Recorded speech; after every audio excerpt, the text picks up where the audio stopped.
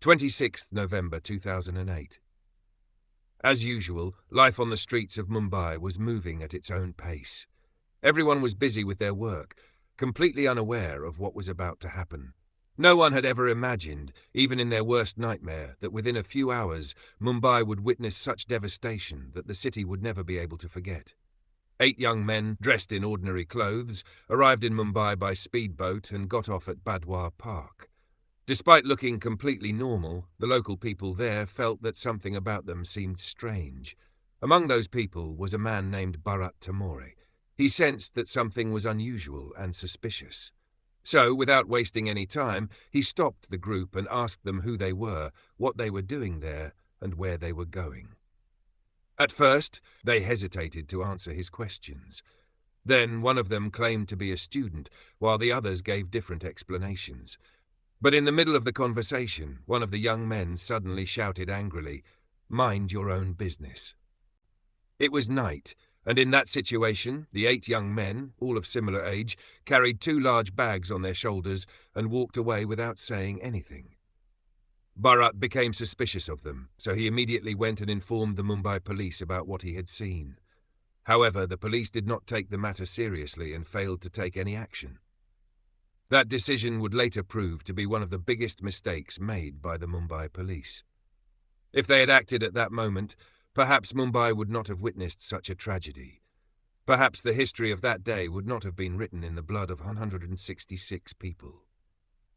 After leaving the area, the young men split into 2 groups and headed toward their designated targets. These locations included CST Railway Station, the Taj Mahal Palace Hotel, Leopold Cafe, and Nariman House. All of these places were only a few miles away. However, there were not 8 but 10 young men who had arrived by sea.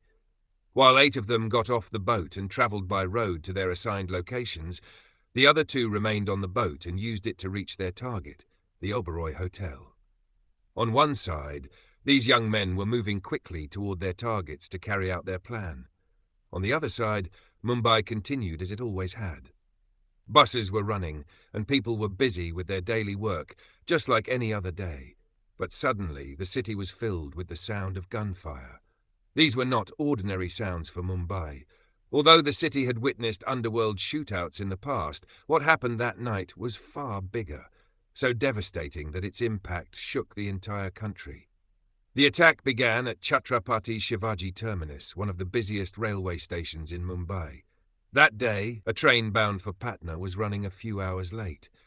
The passengers had no idea that this delay was about to become fatal. 2 young men, Ismail Khan and Ajmal Kasab, arrived at the station together and created a scene of unimaginable horror.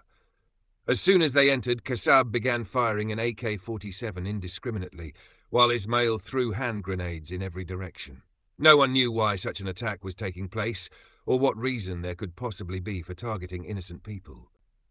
All around, the sound of bullets and the screams of terrified people echoed through the air. Frightened by the gunfire and bomb blasts, people started running in every direction. Whoever found a place to hide took shelter there. The 2 terrorists kept firing as if they were playing a video game. They had only one objective: to kill as many people as possible at Mumbai's busiest railway station, Chhatrapati Shivaji Terminus. The railway staff and the railway police could not understand how to deal with such a horrifying situation. Even so, the railway police did everything they could to stop the terrorists, but they failed. The 2 attackers had already planned everything in advance and were heavily armed with different kinds of weapons. In contrast, the railway police had only their service revolvers. Because of this, they could not match the attackers' firepower, and several officers were martyred while trying to protect innocent people. Meanwhile, Vishnu Dattaram, one of the railway employees, made an announcement asking all passengers to leave the station immediately and save their lives, without caring about his own safety. After hearing the announcement, many people managed to escape and save themselves. However, the terrorist attack was so brutal that within just 1 hour, 58 people lost their lives, and 104 others were seriously injured. While the shooting was still going on at CST Railway Station, the Mumbai Police received information about the attack. But before they could take any effective action, another deadly assault began at a different location.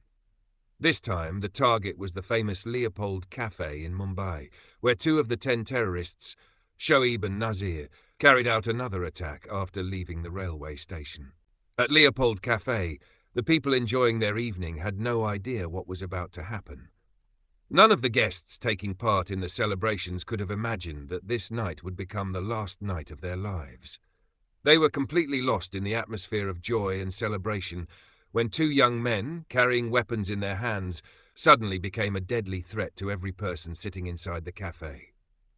Leopold Cafe is one of Mumbai's most well-known cafes and is always crowded with people. It is also a popular place visited by foreign tourists.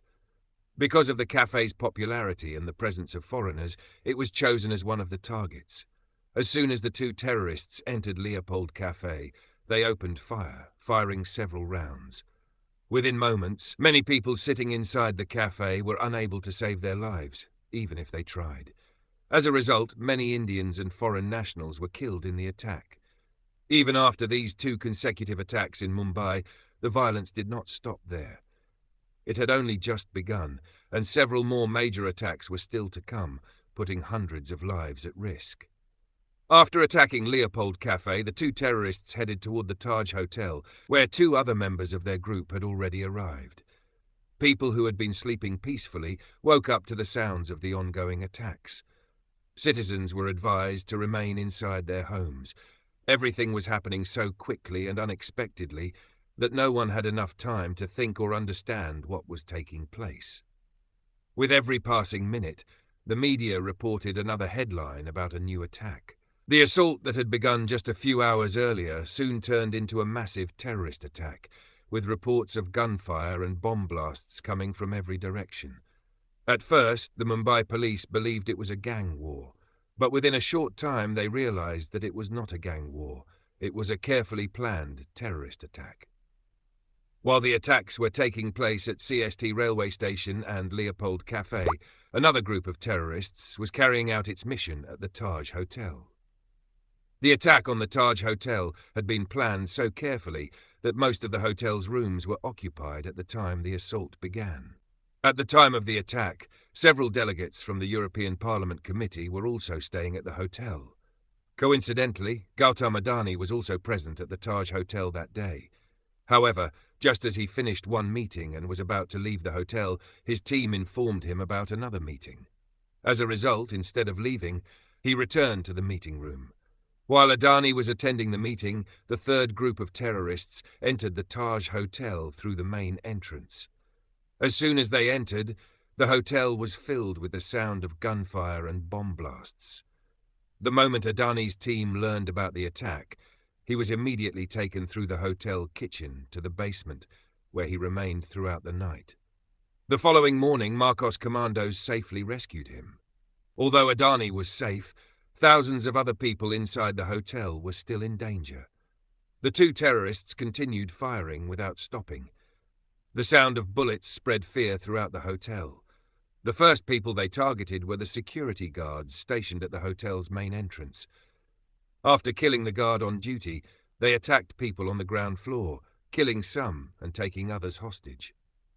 After securing the ground floor, the terrorists moved upward through the staircases, firing continuously and attacking the upper floors. Meanwhile, the Mumbai Police safely evacuated many senior officials through different exits. Around 200 people managed to save their lives by breaking the hotel windows and escaping with the help of bed sheets and curtains. The terrorists' objective was to capture influential businessmen or foreign delegates as hostages so they could use them to negotiate with the Indian government. As soon as the 2 terrorists entered the hotel, they headed directly to the 5th floor because it housed the hotel's business center. They believed they would find an important person there. Had Gautam Adani not been moved to safety, their plan might have succeeded. However, when they found no high-profile individual on the 5th floor, the terrorists continued firing as they climbed to the 6th floor, searching for a room that they could use as their control center. Their attention turned to room number 520, which was locked from the inside. After knocking repeatedly and receiving no response, they forced the door open with their weapons and entered the room.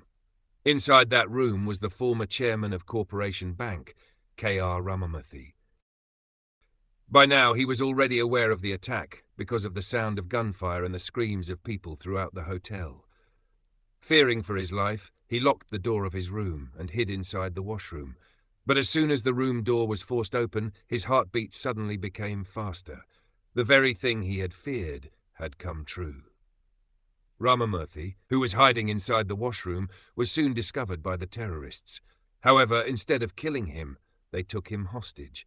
Meanwhile, in the middle of the attack on the Taj Hotel, a taxi travelling between Vailpale and Wadi Bandar suddenly exploded with a massive blast.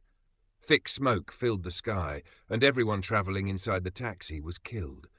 The explosion was so powerful that it also set fire to several nearby buildings. The task of planting bombs inside taxis had been assigned to some of the 10 terrorists. Their plan was to target famous and crowded places, but taxis were also part of their strategy. While travelling in a taxi, the terrorists would distract the driver, secretly plant a bomb inside the vehicle, and then get out before the explosion. In this way, they spread terror across Mumbai through the taxi bombings as well. While the 2 terrorists were setting up their control centre on the 6th floor of the Taj Hotel, their 2 companions, Nazir and Shoaib, also arrived at the hotel. As soon as they entered, they opened indiscriminate fire, killing many people. They then took 4 people hostage and brought them to room number 520. Now there were 4 terrorists and 5 hostages inside that room. At that moment, one of the terrorists was constantly speaking to someone over the phone about the next phase of the attack. Another terrorist searched the identity cards of all 5 hostages and tried to find out through Google whether any of them was an influential person who could be used to pressure the Indian government into negotiations. When they found no high-profile individual among the hostages, the terrorists set fire to the bedsheets and curtains inside the room. They then locked the room from the outside and left. The thick smoke from the fire began to suffocate the hostages. Somehow they managed to free one another, climbed out through the window using bedsheets as ropes, and successfully escaped. Although these 5 hostages survived by that point, 31 people had already lost their lives inside the Taj Hotel. While terror continued inside the Taj Hotel, the 4th team of terrorists, Nazir and Baba Imran, entered Nariman House and took the people inside hostage. The attack on Nariman House had a different objective from the other attacks. 2 years earlier, this 5-story building had been purchased by a Jewish organization, making Nariman House a Jewish center. Many Jewish people came here to pray. Israeli Rabbi Gabriel Holtzberg, his wife Rivka, and their young son Moshe were living there. Because it was a Jewish center, the terrorists planned to take the people inside hostage rather than kill them immediately. Their objective was to capture Israeli citizens and use them to negotiate with the Israeli government, hoping that Israel would put pressure on India to rescue its citizens. In this way, the terrorists also intended to damage the relationship between India and Israel. The 2 terrorists forced Rabbi Gabriel Holtzberg and his wife Rivka to contact the Israeli embassy. However, when their plan did not succeed, the terrorists became frustrated. They eventually killed the hostages inside Nariman House. In this attack, Rabbi Gabriel Holtzberg, his pregnant wife Rivka, and several others lost their lives. Altogether, 9 people were killed in the Nariman House attack. While the attacks at CST Railway Station, Leopold Cafe, the Taj Hotel, Nariman House, and the taxi bomb blast were taking place, the 5th group of terrorists, Abdul Rahman and Fahadullah, arrived by boat near the Oberoi Hotel and began firing indiscriminately inside the hotel lobby. The method of attack at the Oberoi Hotel was the same as at the other locations. The 2 terrorists opened fire throughout the hotel. Many people managed to escape after hearing the gunshots, but during the attack, the terrorists captured 2 hotel staff members, Jordan and Pradeep. The terrorists first forced Jordan to pour alcohol on the furniture and curtains and set them on fire. However, Jordan's hands began to tremble with fear. Seeing this, one of the terrorists became angry and shot him. After Jordan was killed, Pradeep, terrified for his own life, set fire to the curtains and furniture as ordered. The terrorists then questioned him about the whereabouts of important guests. Pradeep cleverly told them that the VIPs were on the upper floors and that they would have to use the lift to reach them. Pradeep and the two terrorists walked toward the lift. As soon as the lift doors opened, Pradeep tricked them by entering the lift alone and immediately pressing the button to go down, leaving the terrorists outside. Everything happened so quickly that the terrorists could not react in time. Furious at being deceived, they first fired at the lift doors and then began firing wildly in every direction. During the attack at the Oberoi Hotel, more than 30 people lost their lives. At the same time, the Maharashtra police were struggling to understand the scale of the attacks. For some time, they were unsure how to respond. However, as soon as they received information about the shootings, the head of the Mumbai Anti-Terrorism Squad, ATS, Hemant Karkar, quickly assembled his team and set out to pursue the terrorists. They first reached CST Railway Station, but by then, the massacre had already taken place. Soon afterward, Hemant Karkar received information over the phone that 2 armed terrorists had been seen in the lane near Kama Hospital. As soon as he received this information, he immediately turned his vehicle toward Kama Hospital. Inside the police vehicle with Hemant Karkar were ACP Ashok Kamte, Vijay Salaskar, Head Constable Arun Jadhav, and other police personnel. As soon as the police vehicle entered the lane near Kama Hospital, Ajmal Kasab and Ismail Khan, the same terrorists who had attacked CST Railway Station, suddenly appeared in front of them. Without any warning, they opened indiscriminate fire on the police vehicle, emptying 2 magazines of their AK-47 rifles within a few minutes. The police also returned fire, and during the exchange, Kasab was shot in the hand. However, the terrorists' intense gunfire overwhelmed the police team. When the firing from the police side stopped, Kasab and Ismail slowly approached the vehicle to check whether any of the officers were still alive.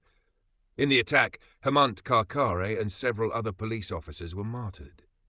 After confirming that no one appeared to be alive, the terrorists removed the bodies of Hemant Karkar, Ashok Kamte, and Vijay Salaskar from the vehicle to clear the front seats. They also intended to remove the bodies of the policemen in the back seat, but because the rear door would not open, they decided not to waste any more time. They sat in the front seats, took control of the police vehicle, and drove toward Malabar Hill. However, the police vehicle had been badly damaged during the exchange of fire. Because its tires had been hit by bullets, the vehicle suffered a puncture and stopped after traveling only a short distance. The terrorists then decided to steal another vehicle. Soon they spotted a Skoda car approaching from the opposite direction. They got out, stopped the car at gunpoint, took control of it, and continued their journey toward Malabar Hill. At that moment, 2 things worked in favor of the police. First, the terrorists forgot to kill the family traveling inside the Skoda car. Second, they failed to realize that Head Constable Arun Jadhav was still alive in the back seat of the police vehicle. Although he had been shot in the shoulder, he pretended to be dead and silently listened to everything Kasab and Ismail were saying. As soon as the terrorists left with the Skoda, Arun Jadhav contacted the police control room and informed them about the terrorists' direction and destination. The moment this information was received, a high alert was declared across Mumbai. Barricades were set up on roads throughout the city, and police personnel were deployed at every checkpoint. As a result of the police action, the 2 terrorists were eventually surrounded. Seeing no way to escape, they tried to break through the barricades. A fierce exchange of gunfire followed from both sides, but the terrorists were unable to withstand the police response.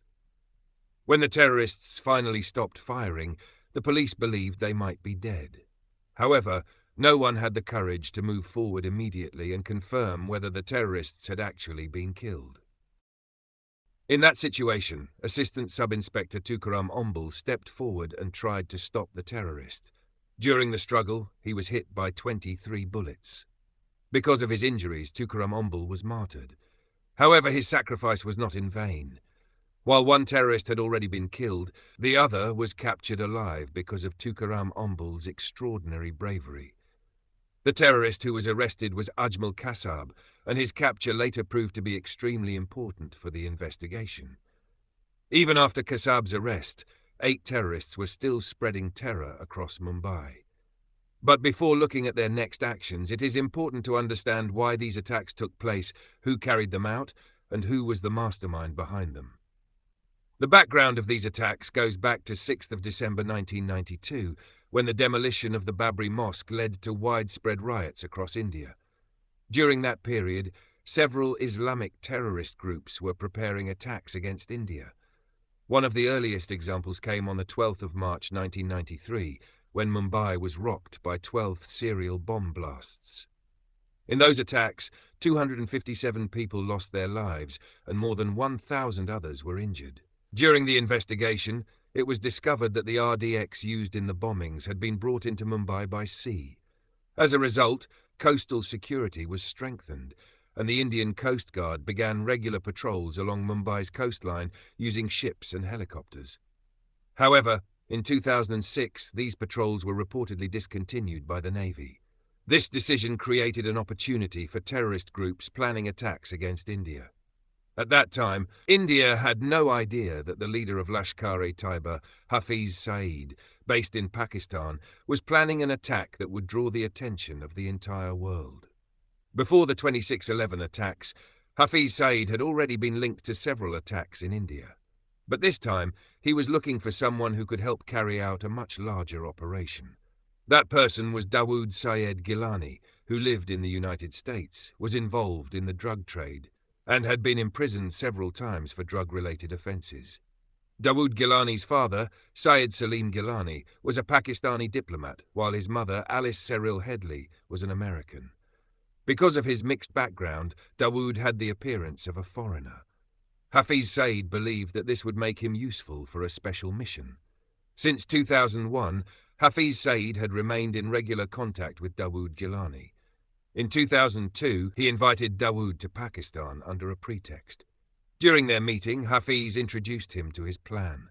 Although Hafiz did not reveal the entire operation at that time, he told Dawood that the mission was part of the struggle for Kashmir. Deeply influenced by Hafiz Saeed, Dawood agreed to join the plan. Over the following years, Dawood was called to Pakistan several times for training. After multiple meetings and extensive preparation, he was transferred to the foreign recruitment wing of Lashkar-e-Taiba. Once his training was complete, Lashkar-e-Taiba informed Dawood that his mission was no longer related to Kashmir. Instead, his new assignment would focus on Mumbai. Hafiz Saeed then instructed Dawood to return to the United States and change his identity. Dawood returned to the United States and used his mother's identity to change his name from Dawood Syed Gilani to David Coleman Headley. Pakistan's ISI allegedly assisted Dawood in carrying out this identity change. Before the planned attack, it was necessary to travel to India and gather detailed information about the locations that had been selected in Mumbai. For this reason, David Headley had to visit Mumbai several times. To make these visits easier, David Headley sought the help of Tahawwur Hussain Rana. Tahawwur Rana had previously served as a doctor in the Pakistan Army. Later, he married a Canadian woman and moved to Canada in 1997, where he established and operated a visa consultancy company. Headley and Tahawwur Rana came up with a plan to open a branch of the visa consultancy company in Mumbai. This would allow Headley to travel to and from Mumbai repeatedly without attracting suspicion. According to the plan, Headley successfully carried out these arrangements. Because of his foreign appearance and his US passport, no one in Mumbai became suspicious of him. Over the next several visits, Headley surveyed different parts of Mumbai and passed detailed information to Lashkar-e-Taiba about important locations that could be targeted. He also gathered information about possible sea routes that could be used to reach the city. Meanwhile, Hafiz Saeed, sitting in Pakistan, continued planning the Mumbai attack using all the information that had been collected. Once the planning was complete, the next step was to find young men who could carry out the operation in Mumbai. Without wasting any time, Hafiz Saeed assigned the responsibility of selecting and training the recruits to Zakir Rehman Lakhvi. Lakhvi was assisted in this work by Zarar Shah, Abu Kafa, and Abu Hamza. Together, they searched for young men who had either run away from home or were unmarried, believing that such individuals could be more easily influenced and indoctrinated in the name of religion and jihad. After an extensive recruitment process, 32 young men were selected. At the beginning, they were told that they had been chosen to fight for the liberation of Kashmir. They were misled in the name of religion and were told that Allah had chosen them for this sacred mission. Influenced by this ideology, the recruits devoted themselves completely to the training. The training was divided into 3 phases. The first phase was called Dawra-e-Amma, the second was Dawra-e-Sufa, and the third was Dawra-e-Khas. Throughout the training, the recruits were shown a highly negative picture of the condition of Muslims in India. They were repeatedly exposed to propaganda designed to fill their minds with hatred toward India. Over time, this constant indoctrination made them determined to carry out their mission at any cost. During the training, the recruits spent many hours learning how to use different kinds of weapons. They were also trained to throw hand grenades and operate rocket launchers. The first 2 phases of training mainly focused on physical preparation, discipline, religious instruction, and weapons practice. However, the third phase, Dawra-e-Khas, was much more demanding. During this stage, the recruits were trained to survive for up to 60 hours with very little food while climbing mountains and completing difficult physical exercises. The training was so intense that many recruits left before completing it. After the third phase, only 15 trainees remained. These selected recruits were then given intelligence and operational training in a program called Dawra-e-Ribat. By August 2008, the entire training program had been completed. From the remaining trainees, 10 young men were selected to carry out the Mumbai attack. They were divided into 5 groups, with 2 members in each team. The selected attackers were provided with weapons, ammunition, satellite phones, GPS devices, maps, and other equipment needed for the operation. On the 27th of September 2008, the initial plan to attack Mumbai was finalized, and all the trained recruits were called to Karachi. However, at the last moment, the operation was postponed.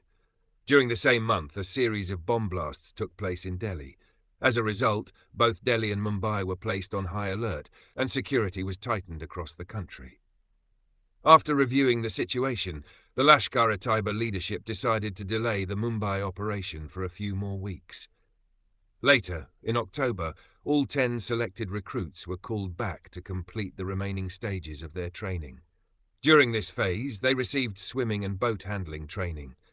Their targets were displayed on large screens, and they were shown every detail of the operation, from the routes they would follow to reach their targets to the exact method of carrying out the attacks. Since the operation was to take place in Mumbai, the recruits were also taught basic Marathi phrases. They were given clothes similar to those commonly worn by young people in Mumbai. Sacred threads were tied around their wrists so that they would appear to be Hindus if anyone questioned them. After completing every stage of their preparation, the 10 attackers were finally ready for the mission. On the morning of 22nd of November 2008, the group departed on a small boat. After travelling for several hours at sea, they were transferred to a second vessel called Al Husseini. Before their arrival, 2 bags had been kept ready for each attacker. These bags contained the weapons and equipment that would later be used during the operation. The following morning, they spotted an Indian fishing trawler named Kuba, which was being captained by Amar Singh Solanki. 3 other crew members were also on board.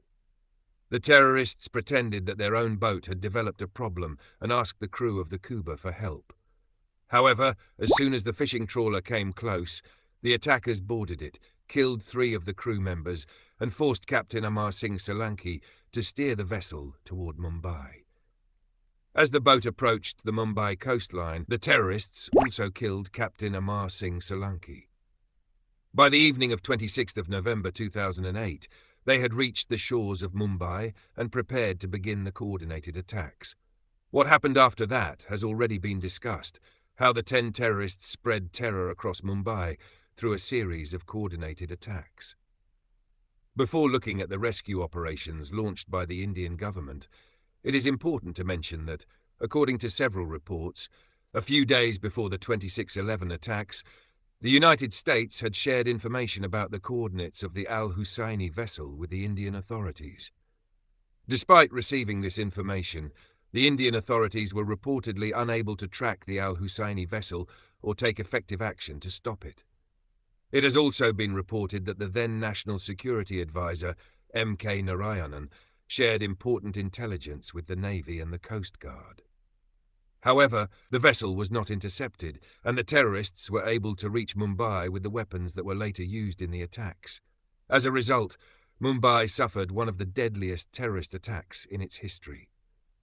By the time the authorities fully understood the scale of the situation, the Mumbai Police had managed to capture only one terrorist alive, Ajmal Kasab, while another had been killed.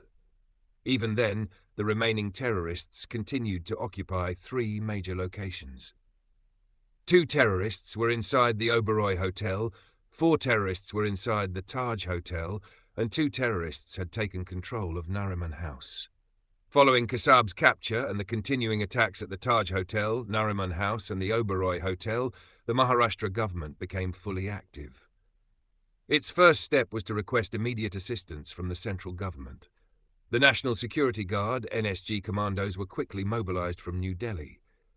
However, because aircraft were not immediately available, it took time to transport the commandos to Mumbai. Until the NSG could arrive, the responsibility for launching the initial counter-operation was given to the Marcos, Marine Commandos. The Marcos are India's elite naval special forces, known for conducting complex operations in difficult and unfamiliar environments. They are highly trained in the use of all types of weapons and special operations. For this reason, they were assigned the task of responding to the terrorist attacks. However, because information about the attacks reached them late, it took several hours before the Marcos could begin their operation. The Marcos Commandos reached Inns Abhimanyu in Mumbai at around 2 a.m. on the 27th of November. From there, they split into 2 teams and took responsibility for operations at the Taj Hotel and the Oberoi Hotel. The first priority of the Marcos Commandos was to rescue the hostages safely. When the team reached the Taj Hotel, the hotel manager provided them with a map of the building. However, the map did not provide much practical assistance. The commandos had no information about the exact location of the 4 terrorists inside the hotel, nor did they know where the trapped guests were hiding. The second Marcos team faced the same difficulties at the Oberoi Hotel. In such a situation, both teams were operating almost blindly, without knowing where the terrorists or the hostages were located. Despite these challenges, the Marcos Commandos entered both the Taj and Oberoi hotels, risking their lives as they searched for the terrorists. The commandos did not know the terrorists' locations, but the terrorists knew almost every move the commandos were making. This was because television channels were broadcasting the operations live. The handlers sitting in Pakistan watched these live broadcasts and passed information to the terrorists over the phone. As soon as the terrorists learned the positions of the Marcos teams, they opened heavy fire and threw grenades at them. The commandos immediately returned fire with equal intensity. The terrorists were surprised by this counterattack. Until then, they had mainly encountered the Mumbai Police, who were equipped with ordinary firearms and had struggled against the terrorists' modern weapons. This time, however, the Marcos Commandos responded with much greater firepower, forcing the terrorists to retreat. Taking advantage of the situation, the Marcos Commandos rescued around 200 people from the Taj Hotel and the Oberoi-Trident Hotel. Even after these rescues, many people were still trapped inside both hotels and remained at risk. Meanwhile, at around 5 a.m., an IL-76 aircraft carrying approximately 200 NSG Commandos landed in Mumbai. After arriving, the NSG gathered all the available information from the Mumbai Police and the Marcos Commandos. They then divided into 3 teams and moved toward the Taj Hotel, the Oberoi Hotel, and Nariman House. With this, the NSG officially launched Operation Black Tornado. At around 6 a.m. on the 27th of November, the 1st NSG team, under the command of Colonel B.S. Rathi, reached the Oberoi-Trident Hotel. Led by Colonel Rathi, Lieutenant Colonel R.K. Sharma and Major B. Bharath entered the hotel with their team. Like the Marcos Commandos before them, the NSG had no information about the exact locations of the terrorists or the remaining hostages. Relying on their training and experience, they began clearing the building one floor at a time. As soon as they reached the 19th floor, the terrorists opened heavy fire. They also threw grenades, causing major explosions that damaged the entire floor. At the same time, another NSG team was carrying out operations at the Taj Hotel. The mission there was led by Colonel Sunil Sheran, with Major Sanjay Kandwal and Major Sandeep Unikrishnan leading commandos inside the hotel. The situation inside the Taj Hotel was even more dangerous than at the Oberoi Hotel. 4 terrorists were still inside, and many parts of the hotel had already been set on fire. The Taj Hotel was engulfed in flames. Because of the fire and thick smoke, it became difficult for the commandos to breathe on many floors of the building. In this situation, the NSG had to reorganize its operation to locate and eliminate the terrorists, while also rescuing the people trapped inside the hotel. The 51 Special Action Group developed a plan to advance through the hotel's central staircase and launch an attack on the terrorists. According to the plan, as soon as the commandos began climbing the central staircase, the terrorists, who had already set up an ambush, opened indiscriminate fire. During the exchange of fire, Commando Sunil Kumar Jodha was hit by 7 bullets and was seriously injured. Before the terrorists could continue their attack on Sunil, Major Sandeep Unikrishnan and his team launched a counterattack. As the terrorists retreated for a short time, Sandeep instructed his team to provide first aid to the injured commando as quickly as possible. He then climbed the staircase alone. Before moving forward, he turned toward his team and said, "Don't come up, I'll handle them." With those words, he continued the operation by himself. A fierce gun battle followed between Major Sandeep Unikrishnan and the 4 terrorists. Fighting alone, he engaged the terrorists so aggressively that they were forced to retreat toward the northern end of the hotel and take cover. During the intense exchange of fire, Major Sandeep was also struck by bullets. Even after being wounded, he continued risking his life in an effort to eliminate the terrorists. Meanwhile, on the morning of 28th of November, at around 7:30 a.m., another NSG team was inserted onto the rooftop of Nariman House by helicopter. At the same time, television channels continued broadcasting live images and videos of the commandos carrying out the operation. Because of these live broadcasts, the handlers in Pakistan were able to monitor the movements of the security forces. They passed updates to the terrorists over the phone as the operation continued. As soon as the 2 terrorists inside Nariman House learned the commandos' positions, they began throwing grenades and firing continuously.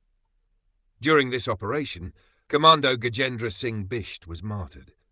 At the Oberoi-Trident Hotel, the Taj Hotel, and Nariman House, the terrorists continued hiding in different parts of the buildings and launched repeated attacks whenever the commandos approached.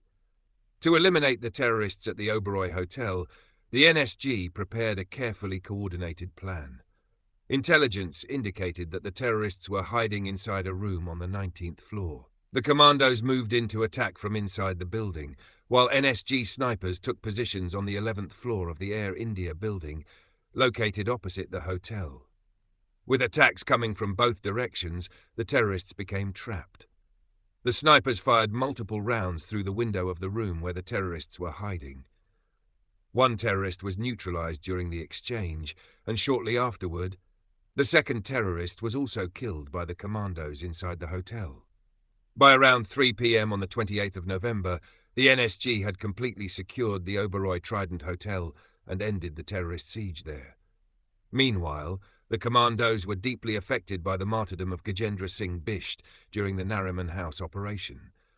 Determined to avenge their fallen comrade and rescue the people still trapped inside, they prepared to intensify the assault on Nariman House. Determined to rescue the people trapped inside the building, the commandos intensified their operation. During the assault, Major Sandeep Sen received information about the terrorists' position and threw 2 hand grenades into a room where one of the terrorists was hiding. The explosion killed one of the terrorists. Only one terrorist remained inside Nariman House, but he also had no chance of escaping. The remaining hostages were rescued safely, and additional grenades were thrown into the building during the final assault. Soon afterward, the second terrorist was also killed, bringing the Nariman House operation to an end. By this stage, both the Oberoi-Trident Hotel and Nariman House had been secured. However, the battle at the Taj Hotel was still continuing. Determined to complete the mission and inspired by the sacrifice of Major Sandeep Unikrishnan, NSG Director General J.K. Dutt encouraged the commandos to continue the operation. Major Kandwal and his team searched every floor, corridor, and room of the Taj Hotel in an effort to locate the remaining terrorists. During the search, the commandos heard gunfire coming from the Wasabi restaurant inside the Taj Hotel. They immediately launched an assault by throwing grenades into the restaurant. The Wasabi restaurant was soon engulfed in flames. As the terrorists attempted to escape through the staircase, the commandos opened fire and killed the remaining terrorists. By around 8 a.m. on the 29th of November 2008, the Taj Hotel had finally been secured. With that, 9 of the 10 terrorists had been killed, while Ajmal Kasab had been captured alive. The deadly attack that had begun on the evening of 26th of November finally came to an end on the morning of 29th of November, after nearly 60 hours of continuous operations. In the attacks, 166 people lost their lives and more than 300 people were seriously injured. After nearly 60 hours of fear and uncertainty, Mumbai was finally able to breathe a sigh of relief. However, for India, the attacks represented a major intelligence failure. The fact that 10 terrorists had been able to enter Mumbai and carry out such a devastating attack forced the Indian government to reassess its national security and counter-terrorism systems. The impact of the attacks continued for a long time in both India and around the world. While international media strongly condemned the attacks, political consequences followed within India.